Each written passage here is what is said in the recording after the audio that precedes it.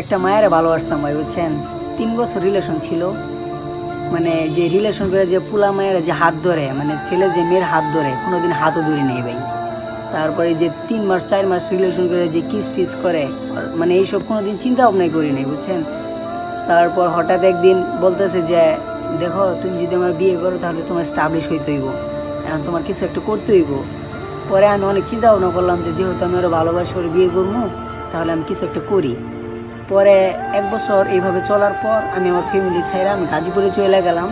তারপর একটা ভালো জব নিলাম, ফার্মাসিউটিক্যাল একটা জব নিলাম। জব নেওয়ার পরে 2 বছর আমি নিজের এস্টাবলিশ বানাইলাম অনেক পরিশ্রম করে। তারপর তার সাথে কোনো কন্ট্যাক্ট নেই, হঠাৎ করে মানে উদাও, কোনো ফোন নাম্বার নাই, ফেসবুক থেকে আবার খুঁজে পাই না, ব্লক করা।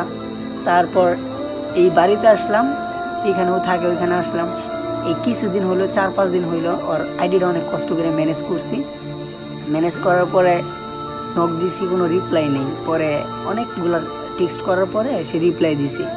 দেওয়ার পর বলতেছি যে দেখো, এখন আর সম্ভব না, আমার বাসা থেকে বিয়ে ঠিক করছে, আর এখন আমিও রাজি, আমার ফ্যামিলির ঊর্ধ্বে আমি যাইতে পারবো না।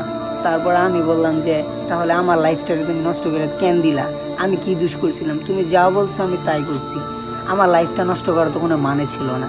আমি তোমার জন্য আমার ফ্যামিলি ছেড়ে দিছি, পরিবার ছেড়ে দিছি, আমি নিজেকে স্টাবলিশ করছি শুধু তোমার জন্য, তোমাকে বিয়ে করবো, তোমার ভালোবাসি, আর তুমি এখন এই কথা বলতেছো। মানে সে বলে যে এখন আর কিছু করার নাই, আমার বাসা থেকে ফ্যামিলি পাত্র দেখছে, আমারও পছন্দ হয়েছে, মানে তারও পছন্দ হয়েছে।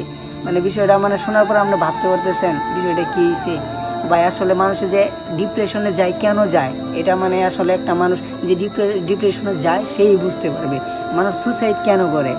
মানে আমি আর বইলা বুঝাইতে পারবো না ভাই, বুঝছেন। মানে মানুষ কতটা কষ্ট পাইলে মানুষ সুইসাইড করে ভাই।